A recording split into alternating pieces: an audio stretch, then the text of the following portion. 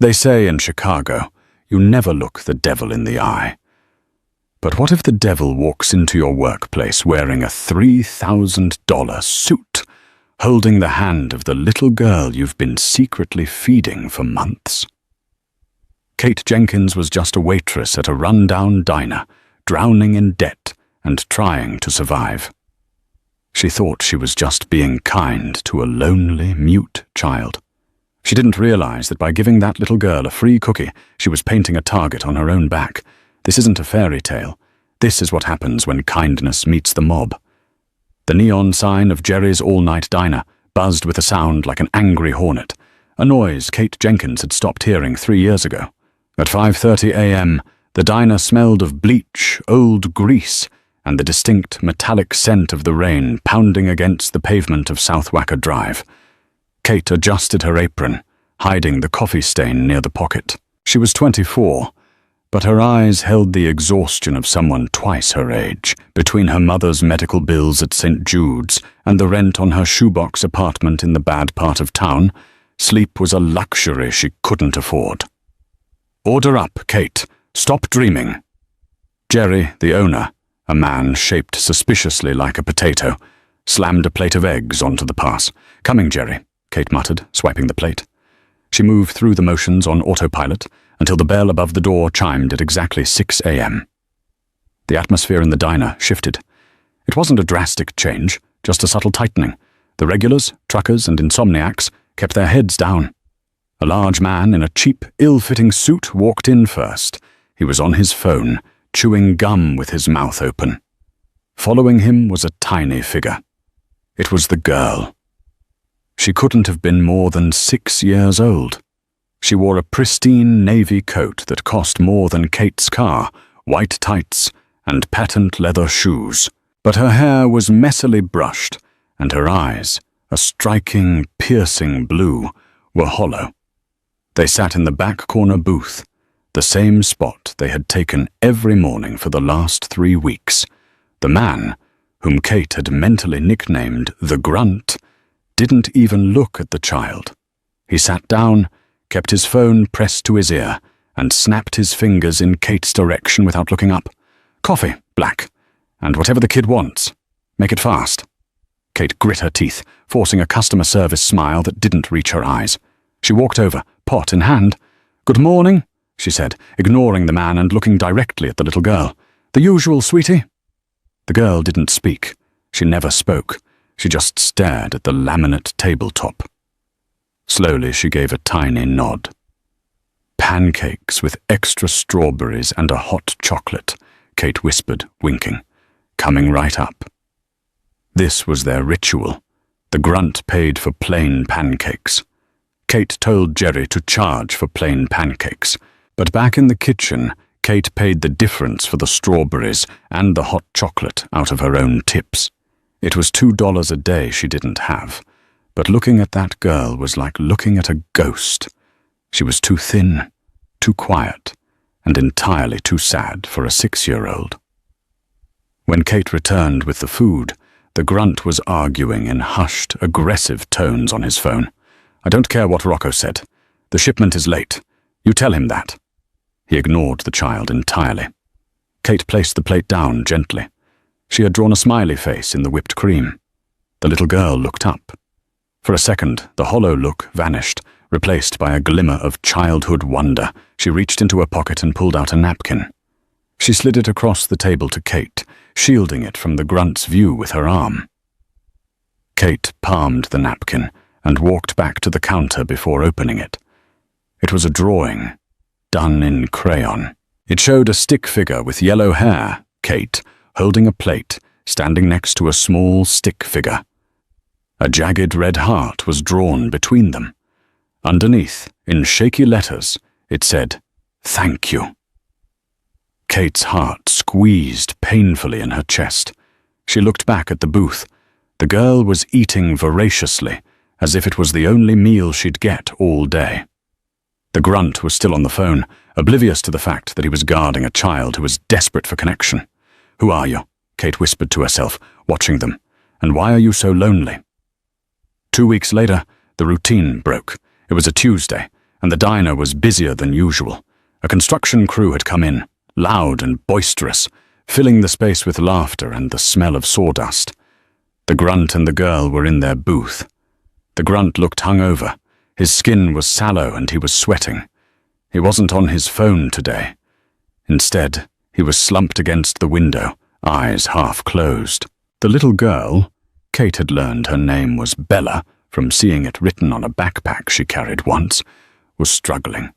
She was trying to cut her pancakes, but the knife was too big for her small hands. She slipped. The knife clattered onto the floor with a loud clang. The grunt jolted awake. He looked around wildly, hand instinctively going to the inside of his jacket. When he realized it was just the knife, his fear turned to instant, ugly rage. "You stupid brat," he hissed, loud enough for the nearby tables to hear. He grabbed Bella's thin wrist, hard. "Can't you do anything right? You sit there and you shut up." Bella flinched, her eyes going wide with terror. She didn't cry out. She just froze, a reaction that screamed of conditioned fear. Kate was at the counter, filling sugar shakers. She saw the way his fingers dug into the little girl's skin, the white compression of his grip. Something inside Kate snapped. It was the same feeling she'd had when the debt collectors threatened her mother. A hot, blinding, protective instinct. She didn't think. She didn't consider that this man was likely armed or dangerous. She grabbed the pot of fresh, scalding coffee and marched across the diner. "Let go of her," Kate said. Her voice wasn't loud, but it was steady. The grunt looked up, sneering. "Mind your business, sweetheart. Go pour coffee." "I said," Kate stepped closer, invading his personal space, "let go of her arm. Now." The diner went quiet. The construction workers stopped laughing. Jerry poked his head out of the kitchen window, his face pale. The grunt laughed, a dry, humorless sound. "You know who I work for? You know who this kid is? You're making a mistake." "I don't care if you work for the Pope," Kate said, her voice dropping an octave. "She is a child. You are hurting her. If you don't let go in the next 3 seconds, I'm going to pour this entire pot of boiling coffee into your lap. And I promise you, I won't miss." She tilted the pot slightly. Brown liquid dripped from the spout, sizzling as it hit the table. The grunt looked at the steaming pot, then at Kate's eyes. He saw something there that unsettled him. He wasn't used to civilians standing up to him. He was used to fear. He released Bella's wrist. Bella immediately pulled her arm back, rubbing the red marks left behind. She looked at Kate with total awe. "Get out," Kate said. "You're crazy," the grunt spat, standing up. He towered over her, trying to regain dominance. "You have no idea what you just did." "I said get out," Kate repeated. "Leave the kid to finish her breakfast. You wait outside." The grunt looked around. The construction workers were now watching him closely, a few of them standing up. He realized he was outnumbered. He sneered, adjusted his jacket, and pointed a thick finger at Kate. "You're dead, girl. You hear me? You're done." He stormed out of the diner, the bell chiming violently behind him. He stood on the sidewalk, lighting a cigarette, pacing like a caged animal, watching them through the glass. Kate let out a breath she didn't know she was holding. Her hands were shaking so badly the coffee in the pot rippled. She set it down and looked at Bella. "Are you okay?" Kate asked softly, crouching down to be at eye level. Bella nodded. She reached out and touched Kate's hand with her cold fingers. Then, for the first time in 3 weeks, she opened her mouth. "Daddy," Bella whispered. Her voice was raspy from disuse. "Daddy will be mad." "At you?" Kate asked, horrified. Bella shook her head. "At him." She pointed to the window. "And at you." Kate forced a smile. "Don't you worry about me, kiddo. I can handle bullies." Kate was wrong. She couldn't handle what was coming. 10 minutes later, 3 black SUVs screeched to a halt in front of the diner, boxing in the grunt's car. The grunt dropped his cigarette, his face draining of color. The door of the lead SUV opened. The man who stepped out didn't look like a grunt. He didn't look like a generic thug. He looked like power personified. He was tall, over 6'3", wearing a charcoal Italian suit that fit him like a second skin. He had dark hair, slightly greying at the temples, and a scar running through his left eyebrow. He didn't yell. He didn't run. He walked with a terrifying, predatory calm towards the grunt. Kate watched through the window, frozen. The man spoke to the grunt for less than 5 seconds. The grunt fell to his knees, sobbing, pleading. 2 other men, dressed in black, stepped out of the second SUV, grabbed the grunt, and dragged him towards the third car. The man in the charcoal suit turned. He looked at the diner. He looked at Kate. Then he began to walk towards the door. 4 bodyguards flanked him, moving in a diamond formation. "Kate," Jerry whispered from the kitchen window, his voice trembling. "Hide. That's Dante Ricci. That's the head of the Chicago outfit." Kate couldn't move.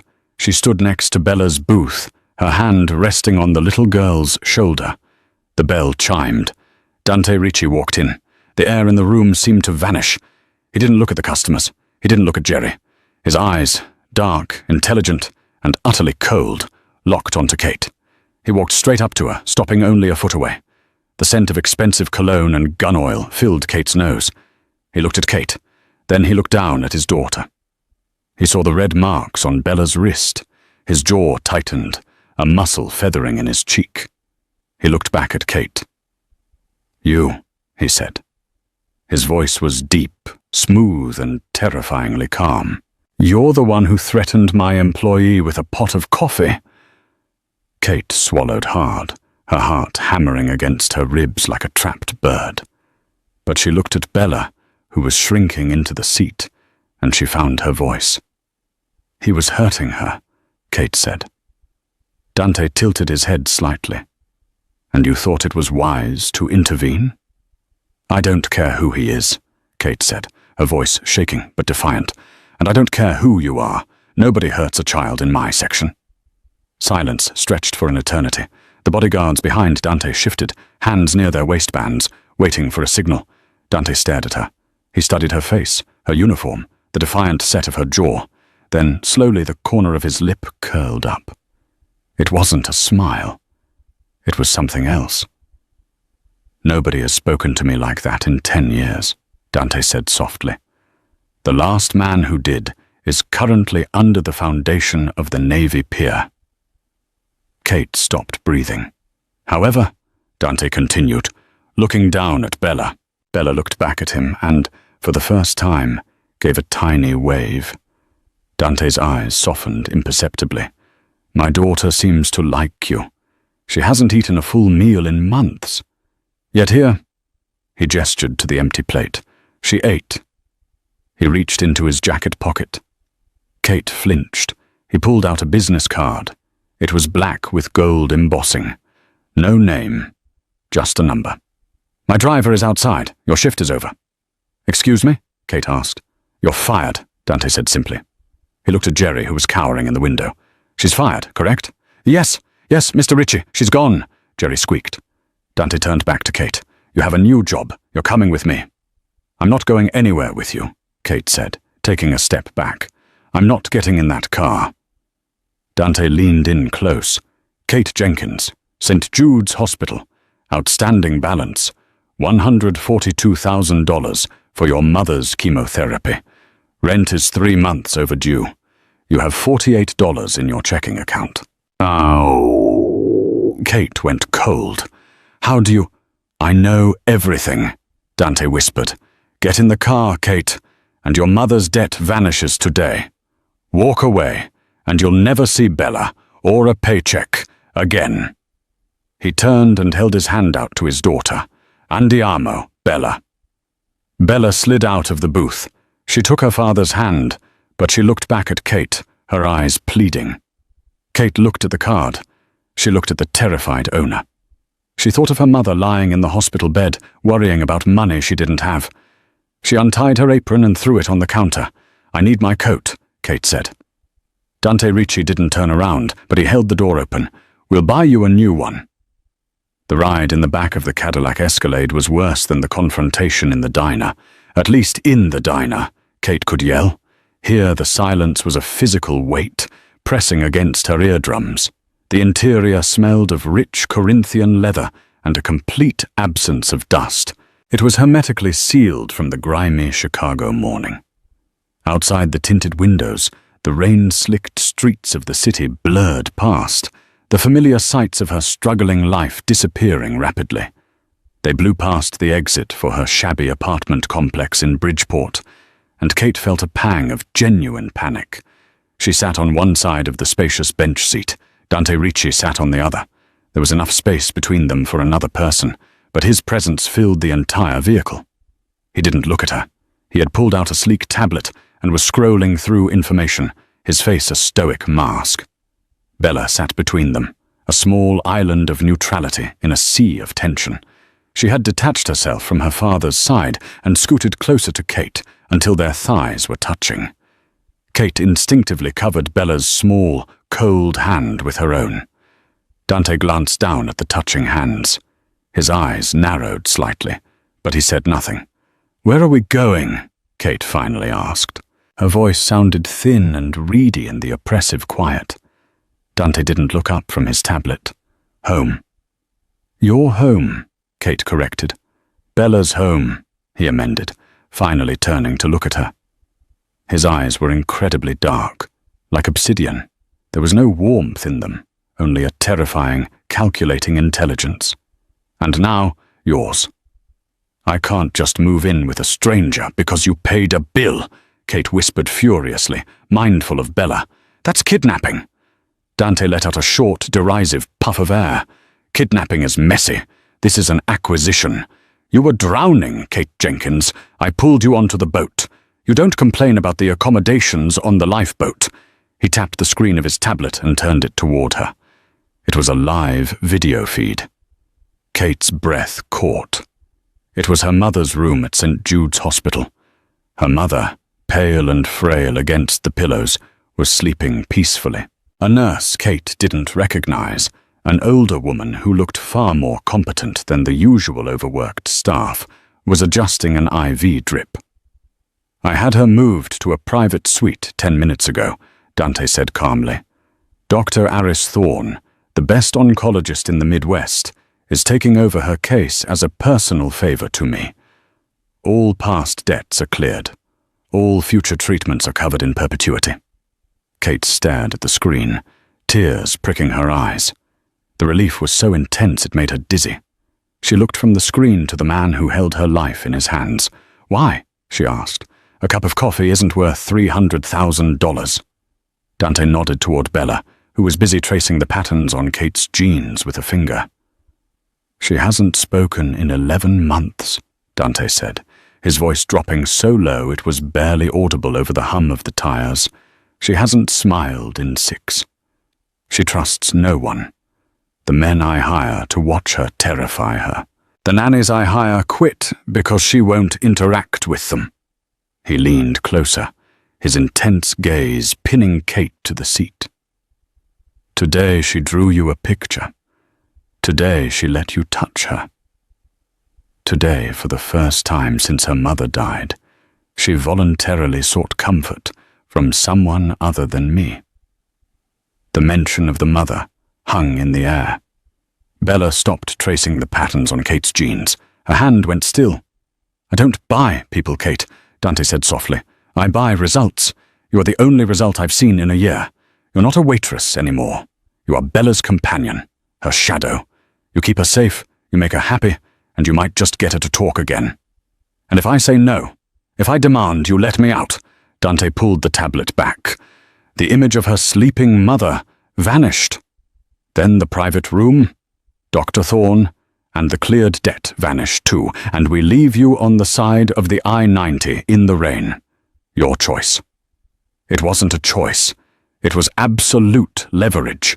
Kate looked down at Bella's small hand still resting under hers. She thought about the grunt squeezing that tiny wrist. "Fine," Kate whispered. "I'm in." The city skyline had long since receded behind them. They were entering the realm of old money, the North Shore suburbs, where houses were estates and driveways were quarter-mile-long asphalt ribbons hidden behind 12-foot limestone walls. The SUV slowed and turned off the main road toward unparalleled iron gates. A guard booth, manned by 2 men holding assault rifles across their chests, flanked the entrance. They nodded respectfully as the escalade approached, and the gates swung open silently. They drove up a winding path lined with mature oak trees that blocked out the sky. The house that emerged at the end of the drive wasn't a house. It was a fortress disguised as a French chateau. It was massive, built of grey stone, with turrets and endless, towering windows that reflected the grey sky like unblinking eyes. It was beautiful, cold, and utterly intimidating. "Welcome to Highwood Manor," Dante said as the car stopped on the circular, cobbled driveway. Before the driver could open her door, Bella scrambled across Kate's lap and tugged on the handle. She jumped out and stood on the wet stones, looking back at Kate, waiting. Dante got out on his side. He stood tall, adjusting his cuffs, looking at the massive structure as if he owned every brick, which he did. Kate stepped out into the cold drizzle. The air here smelled different than the city. Cleaner, sharper, smelling of wet pine and money. Dante walked around the car. He didn't offer Kate his arm. He gestured toward the massive oak front doors. "Inside, we have rules to discuss." As Kate walked towards the steps, she noticed something. High up on the second floor, in one of the turret windows, a curtain moved slightly. Someone was watching them arrive. And somehow the feeling wasn't welcoming. It felt like she was being assessed as a threat. The interior of Highwood Manor was a testament to severe, masculine wealth. The foyer was a cavern of black marble floors and dark walnut paneling. A chandelier the size of a Volkswagen Beetle hung from a ceiling 3 stories up. It was quiet as a tomb. Bella immediately let go of Kate's hand and ran toward a sweeping staircase, disappearing up to the second floor without a backward glance. "Mrs. Weaver will see to Bella," Dante said, noting Kate's concern. "You come with me." He led her down a long corridor, lined with oil paintings of scowling men who looked vaguely like him. He opened a set of heavy double doors at the end of the hall, revealing a library that smelled of old paper, whiskey, and cigar smoke. It was obviously his sanctuary and his command center. "Sit," Dante commanded, pointing to a stiff leather chair in front of a massive, carved mahogany desk. Kate sat. She felt incredibly small and underdressed in her grease-stained jeans and thin hoodie. Dante walked behind the desk, but didn't sit. He stood by the window, looking out at the rain-soaked grounds. "Rule number 1, Dante began, his back to her. "Discretion is absolute. You saw nothing at the diner today. You know nothing of my business. You tell no one where you are. Your phone—" He turned and held out his hand. Kate hesitated. "My phone? It's how I talk to the hospital. You'll be issued a new secure phone. Your old life is paused. Hand it over." Reluctantly, she dug her cracked iPhone 8 out of her pocket and placed it in his palm. He dropped it into a drawer without looking at it. "Rule number 2. You are never to leave the estate grounds without me or my head of security, Elias Vance. Never. The perimeter walls are monitored 24/7. If you try to cross them, you will be stopped, and it will not be gentle." Kate felt a chill. "Am I a prisoner?" Dante leaned forward, placing both hands on the desk. The proximity was overwhelming. "You are a very expensive, very necessary asset that I am protecting. The world outside those walls is dangerous for Bella. By extension, it is now dangerous for you. People would love to use you to get to me." Kate swallowed. The reality of what she had stepped into was crashing down on her. The Mafia, the outfit. These weren't just stories in the Tribune. "Rule number 3, Dante continued, his voice softer now, but no less intense. "You are here for Bella. Only Bella. You are not here to fix me. You are not here to be my friend. You are not here to play house. Do your job, and we will have no problems. Cross the line, enter areas of this house or my life where you don't belong, and the consequences will be severe." "What kind of consequences?" Kate challenged, her stubborn streak flaring up again. Are you going to send me to sleep with the fishes? Dante stared at her for a long moment. Then a dry, genuine chuckle escaped his lips. It changed his face completely, making him look 5 years younger and strangely human. You watch too many movies, Kate Jenkins. Sleeping with the fishes. He shook his head, a smirk lingering. No, if you cross me, I won't kill you. I'll just put you back exactly where I found you. In debt, desperate, and watching your mother fade away in a crowded ward. To me, that is a fate far worse than death. The threat landed with devastating precision. He knew exactly where to hit her. Now, Dante's demeanor shifted back to business. Tell me about Bella. What did you see in the diner?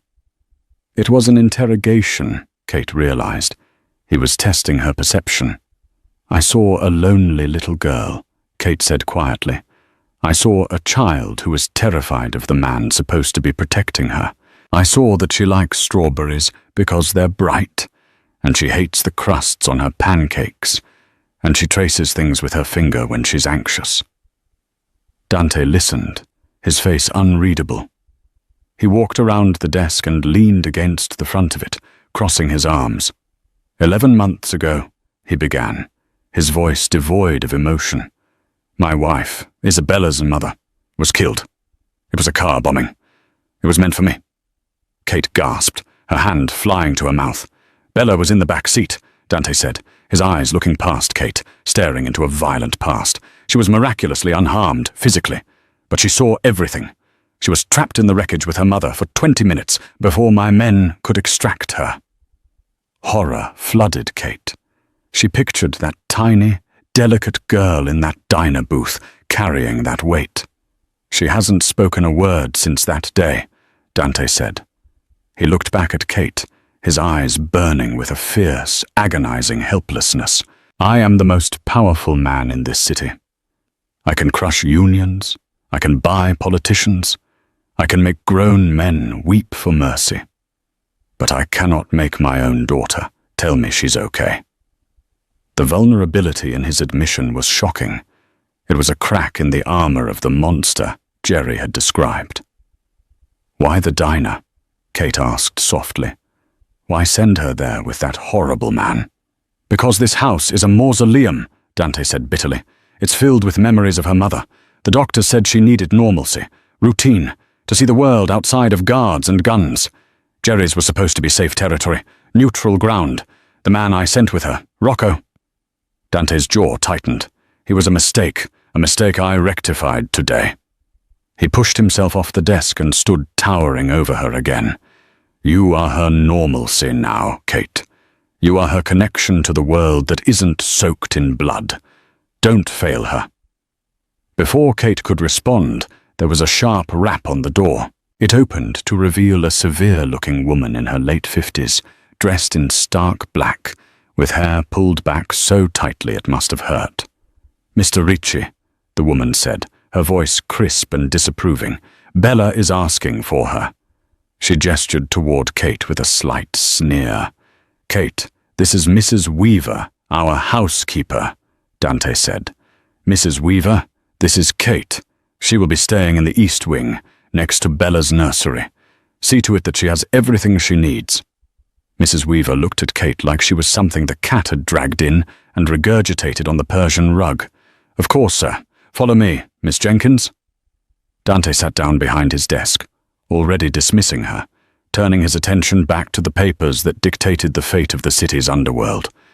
Kate stood up, her legs shaky. As she reached the door, Dante spoke one last time. Kate. She turned. He was looking at her, his expression intense. Welcome to the family. It sounded less like a greeting and more like a sentencing. Kate's room was bigger than her entire apartment. It was decorated in cream and soft blues, with a 4-poster bed that looked like a cloud. There was an ensuite bathroom with a soaking tub and a walk-in closet filled with clothes in her size, jeans, soft sweaters, sensible shoes. Nothing flashy, just high-quality, normal clothes. It was a gilded cage. Mrs. Weaver had given her the tour with icy efficiency. The east wing was Bella's domain. The west wing was Mr. Ricci's and forbidden. The basement level, where the security team and staff quarters were, was also off-limits. Kate changed out of her diner uniform and into a soft grey cashmere sweater and jeans. She felt like an imposter in the expensive fabric. She found Bella in her room, a vast space filled with every toy imaginable, none of which looked played with. Bella was sitting on a window seat, staring out at the relentless rain. When Kate entered, Bella turned. Her face lit up. It was a small thing, just a brightening of the eyes, but after Dante's story, it felt like a massive victory. "Hey, sweetie," Kate said softly, sitting on the edge of the window seat. "Quite a house you got here. I think I need a map to find the bathroom." Bella didn't smile, but she leaned her head against Kate's shoulder. They sat like that for an hour, watching the rain drown the estate. Kate realized with a pang of sadness that this was what Bella needed most, just someone to be there, without demanding anything. Dinner was served in Bella's room by a silent maid. Dante did not join them. By 9 p.m., Bella was rubbing her eyes. The bedtime routine was difficult. Bella seemed terrified of changing into pajamas, terrified of the act of getting into bed. "It's okay," Kate soothed, helping her change into a silk nightgown. "I'm right here. My room is next door. I'll leave the door open." Bella frantically shook her head. She grabbed Kate's hand and pulled her towards the bed. She pointed at the space beside her. "You want me to stay?" Kate asked. Bella nodded vehemently. Kate hesitated. She didn't know the rules about this, but looking at Bella's wide, panicked eyes, she couldn't refuse. She kicked off her shoes and lay down on top of the ornate duvet next to the little girl. Bella immediately curled into her side, burying her face in Kate's sweater, breathing in the scent of diner coffee and cheap shampoo that still clung to Kate's hair. Within minutes, Bella's breathing evened out into sleep. Kate lay awake, staring at the unfamiliar ceiling shadows. The silence of the great house was heavy. It felt pregnant with secrets. Dante's story about the bombing replayed in her mind, the horror of it. No wonder the man was so protective, so intense. He was guarding a shattered child. Around 2 a.m., thirst woke Kate up. Her throat was parched. She carefully untangled herself from Bella, who whimpered slightly but didn't wake. Kate crept out of the room. The hallway was dim, lit only by low-wattage sconces. Mrs. Weaver had said there was a kitchenette at the end of the hall, used for Bella's snacks. Kate found the kitchenette and poured a glass of water from the tap. As she drank, she noticed a door slightly ajar across the narrow hallway. It wasn't a bedroom door. It looked more like a closet. Curiosity, that dangerous cat, prodded her. She shouldn't. Rule number 3, stay in her lane. But the house was asleep, and the door was just barely open. Kate pushed it open gently. It wasn't a closet. It was a small, windowless room. The air inside was stale. It looked like a storage room for things that didn't fit the manor's aesthetic. There were cardboard boxes stacked high, but on a small table in the corner sat a sophisticated piece of technology. It was a monitor, casting a pale green glow in the dark room. Kate stepped closer. The monitor was split into 4 screens. They were live camera feeds. Top left, Bella's room. Kate saw Bella sleeping, saw the indentation on the bed where she had just been lying. Top right, the hallway Kate had just walked down. Bottom left, the front gate. Bottom right, a view from high up, looking down at the bed in Kate's new room. Kate's blood ran cold. He was watching them, not just the guards. He was watching. The camera in her room felt like a violation so profound it made her nauseous, but it was what was taped to the wall next to the monitor that stopped her heart completely. It was a drawing on crumpled notebook paper, done in crayon. It was the same style as the one Bella had given her in the diner. This drawing was chaos. Red and black crayon scribbled violently. A crude drawing of a car engulfed in orange flames. A large stick figure lying next to it, covered in red. And standing next to the burning car was another stick figure, a tall man, dressed in black. Bella had drawn a speech bubble coming from the man's mouth. Inside the bubble, in jagged, angry letters, it said, "Silence." Kate stared at the drawing, her breath catching in her throat. Dante had told her Bella witnessed the bombing that killed her mother. He had said it was an attack by his enemies. But Bella's drawing told a different story. A child's interpretation of a trauma. The man in black wasn't helping. The man in black was demanding silence. Was it Dante in the drawing? A floorboard creaked in the hallway behind her. Kate spun around, dropping her glass of water. It shattered loudly on the stone floor. Standing in the doorway of the small room, illuminated by the eerie green light of the surveillance monitors, was Dante Ricci. He was wearing a silk dressing gown over pajama pants. His face was a mask of terrifying stone. His eyes moved from the shattered glass on the floor to the monitor showing Kate's empty bed, and finally, to the drawing taped on the wall. When he looked back at Kate, his eyes were dead. "I told you there were rules, Kate," he whispered, and the sound was more frightening than any shout. "I told you not to cross the line." He took a step into the small room, closing the door behind him, sealing them inside with the secrets. "Now," he said, his voice devoid of humanity, "we have a problem." The air in the small surveillance room was suffocating. Dante stood so close that Kate could feel the heat radiating from his chest, smell the faint, iron-tinged scent of aggression that clung to him. "Answer me," Dante said, his voice a low rumble. "What do you think that drawing means?" Kate pressed her back against the cold wall, her heart hammering a frantic rhythm against her ribs.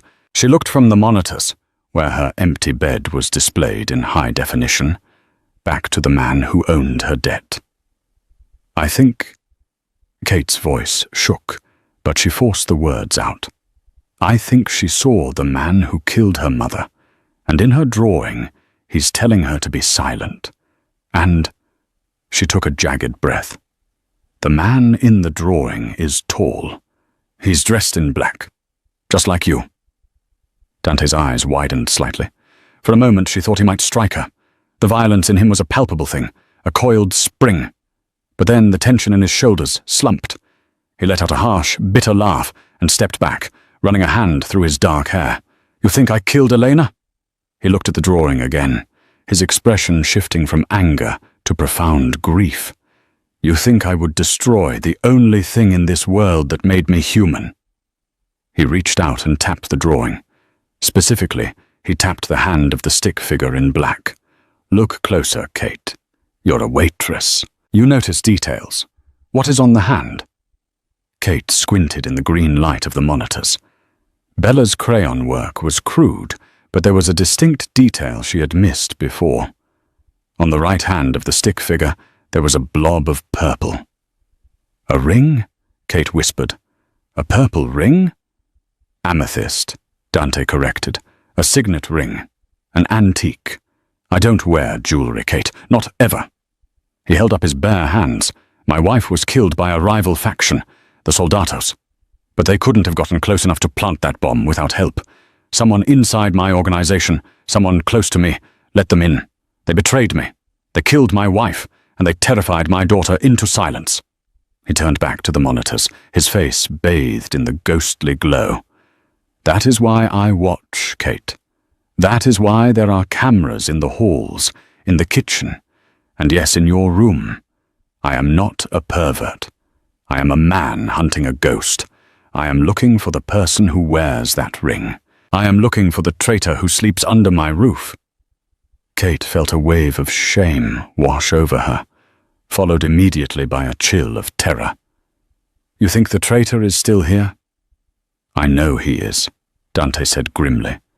"The attempts on my life haven't stopped. They've just become more subtle. Poison in my drink last month. Brake lines cut the month before. Whoever it is, they are patient, and they are waiting for me to slip." He turned to her, his eyes intense. "Now do you understand? I brought you here because Bella chose you, but I am keeping you here because you are the only person in this house I know isn't the traitor. You're a stranger. You have no history with the outfit. You are the only variable I can trust." He took a step closer again, But this time the threat was gone, replaced by a desperate intensity. He reached out, his fingers grazing her chin, tilting her head up. The touch sent a jolt of electricity straight to Kate's core. "I need you to be my eyes, Kate." Bella sees things she can't say. She draws them. But she hides the drawings from me because she thinks I'm angry. She thinks I blame her. His voice broke. "She gave that drawing to you. She trusts you. Help me find the man with the amethyst ring, and I swear to you, I will give you the world." Kate looked into the eyes of the monster and saw a grieving husband. She realized then that she wasn't just fighting for a little girl's voice. She was fighting a war she didn't understand. "Okay," she whispered. "I'll help." Dante's thumb brushed her cheek, a lingering, rough caress. "Go back to bed. And Kate, lock your door." The next morning, the atmosphere in Highwood Manor had shifted. The rain had stopped, leaving a heavy grey fog that clung to the estate grounds.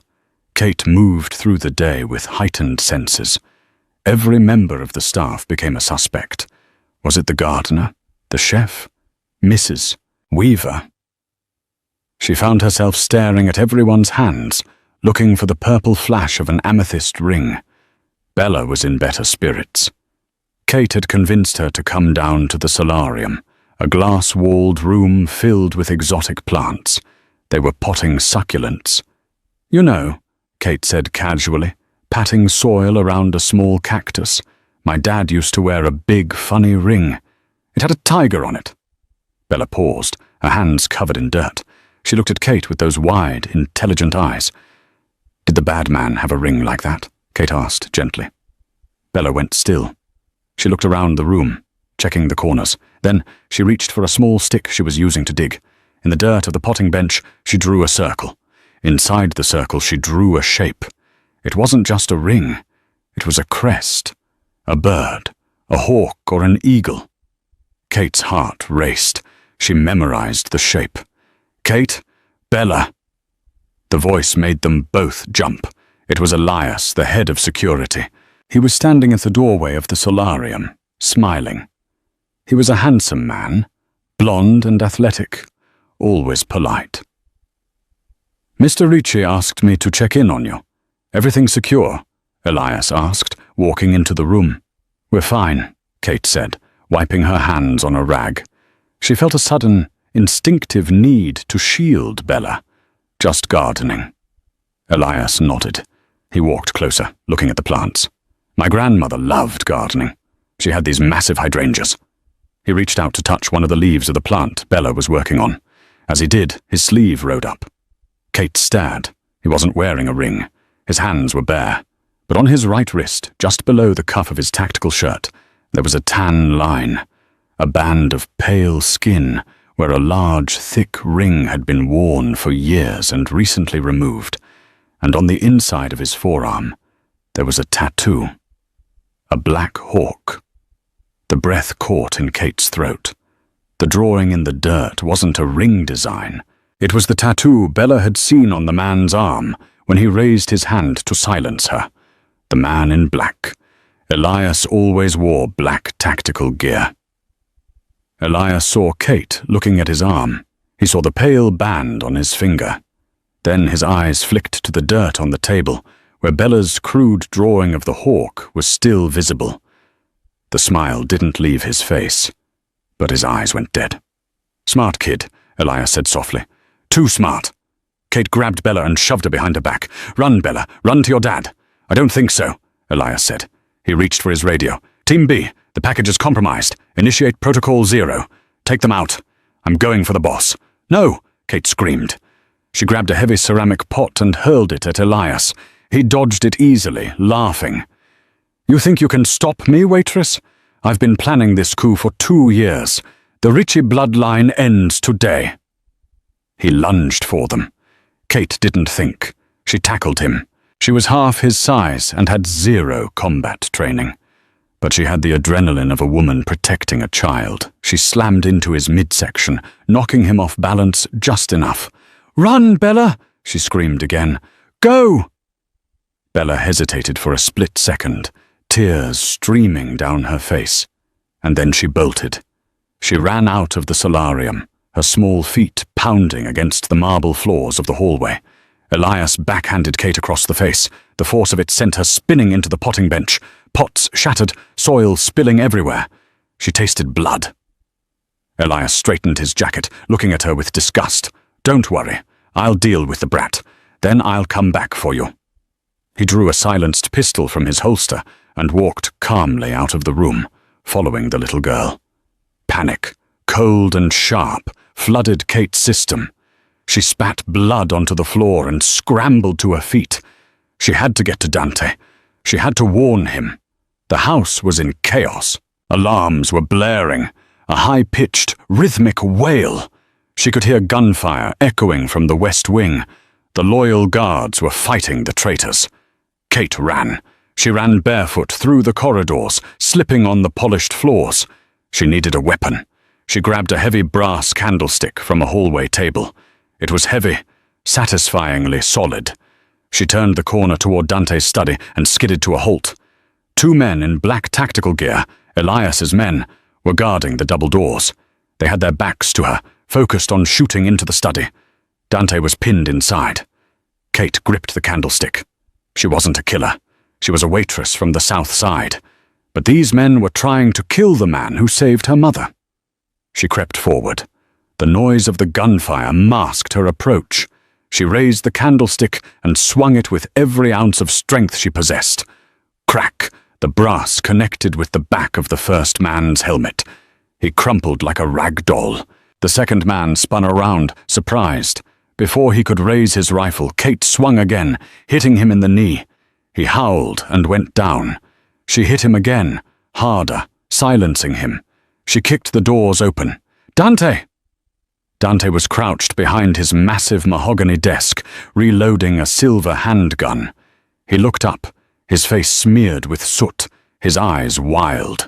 When he saw her standing there, holding a bloody candlestick, looking like a vengeful angel, his expression broke. "Kate, where is Bella? Elias!" Kate gasped, running to slide behind the desk with him.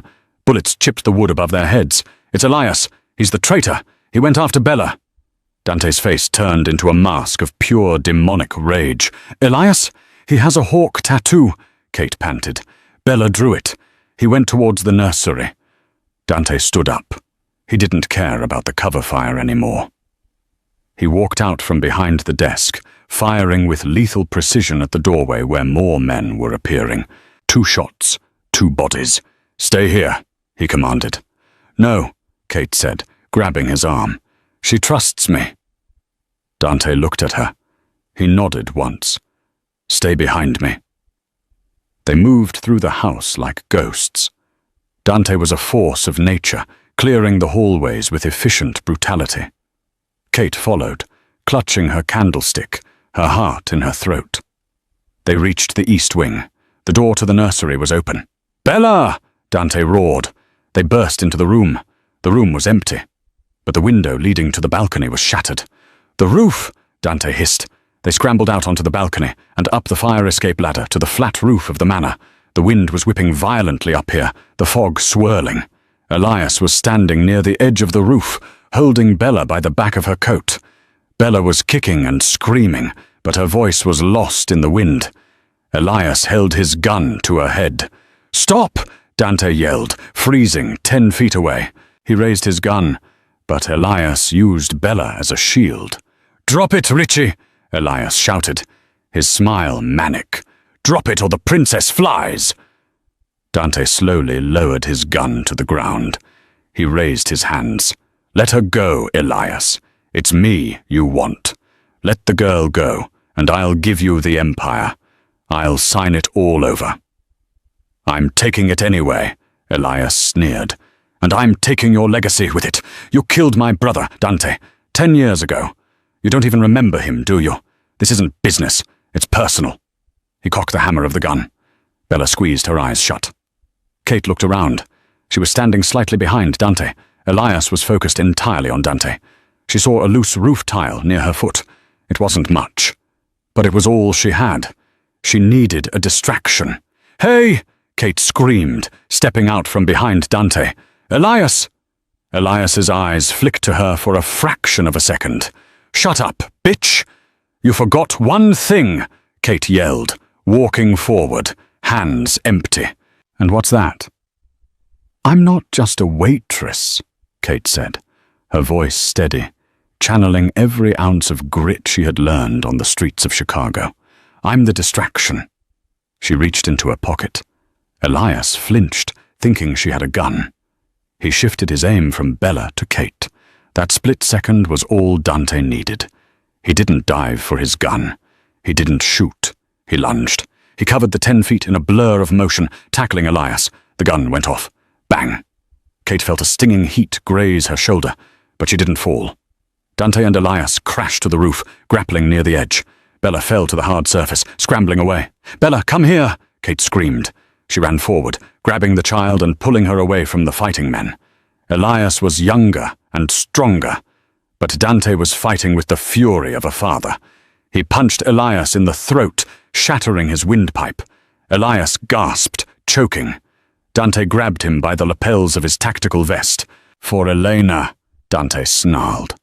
He threw Elias off the edge of the roof. The scream was short, cut off abruptly by a sickening thud 3 stories below. Silence reclaimed the rooftop. The only sound was the wind and the heavy breathing of the 3 survivors. Dante turned. He was bleeding from a cut on his forehead. He looked at Kate, clutching her bleeding shoulder. He looked at Bella, shivering in Kate's arms. He dropped to his knees and crawled towards them. "Bella!" he choked out. "Bella, amore mio!" Bella looked at her father. She looked at the blood on his face. She looked at Kate, who was grimacing in pain but smiling at her. Bella took a deep breath. She reached out and touched Dante's face. "Daddy," she said clearly. Her voice was small but strong. "You're safe." Dante Ricci, the king of Chicago, the man who made grown men tremble, collapsed forward, wrapping his arms around his daughter and the waitress who had saved them both, and wept. 6 months later, the sign above the door didn't say Jerry's all-night diner anymore. It said Kate's Place. The interior had been renovated, clean booths, warm lighting, and fresh flowers on every table. Kate stood behind the counter, wiping down the gleaming surface. She wasn't wearing a uniform. She was wearing a silk blouse and a pencil skirt. The bell above the door chimed. Dante walked in. He wasn't wearing a suit today. He was wearing jeans and a leather jacket, looking less like a mob boss and more like a man at peace. Holding his hand was Bella. Bella wasn't silent anymore. She was chattering excitedly about her day at school, her new art class, and the puppy they were going to adopt. They sat in the corner booth, their booth. Kate walked over. She didn't need a notepad. "Pancakes? Extra strawberries?" she asked, smiling. "And coffee," Dante said. He reached out and took Kate's hand, lacing his fingers through hers. The amethyst ring was gone, replaced by a simple platinum band on his finger. "But only if you join us." Kate looked at the man who had kidnapped her, terrified her, and then given her everything she had ever dreamed of, including her mother, who was now cancer-free and baking pies in the kitchen. "I'm the owner," Kate teased, sliding into the booth next to him. "I can do whatever I want." Dante kissed her knuckles. "Yes, you can. You're the queen, after all." Bella giggled, drawing on her napkin. She turned it around to show them. It was a drawing of 3 stick figures holding hands, a tall man, a woman with yellow hair, and a little girl. Underneath, it read, "Family." Kate leaned her head on Dante's shoulder. The rain outside was soft now, washing away the grime of the city, leaving everything new. And that is the story of how a single act of kindness in a diner changed everything. It just goes to show, you never know who you're serving, or whose life you might save just by paying attention. If you enjoyed this story, please hit that like button. It really helps the channel grow. And if you want more stories like this, filled with romance, danger, and twists, make sure to subscribe and ring that notification bell so you never miss an upload. What would you have done if you were Kate? Would you have gotten in the car? Let me know in the comments below.